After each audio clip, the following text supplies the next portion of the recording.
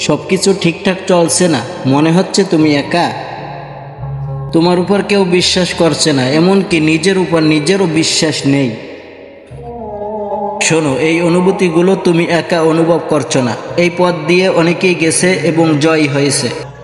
জীবনে এমন সময় আসে যখন সব কিছু কেমন যেন থেমে যায়। তুমি চেষ্টা করছো কিন্তু কিছুই ফল দিচ্ছে না।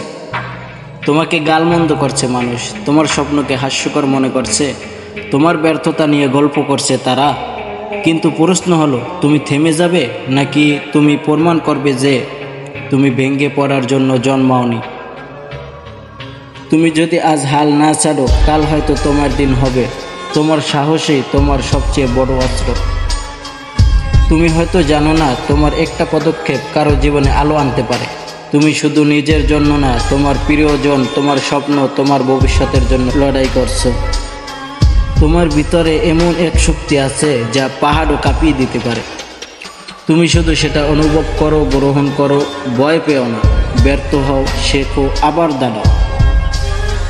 তুমি যদি আজ থেমে যাও তাহলে সব শেষ, কিন্তু আজ যদি একটু দাঁত চেপে এগিয়ে যাও, একদিন তুমি নিজেকে নিজে গর্ব করে বলবে, আমি হেরেও হার মানিনি।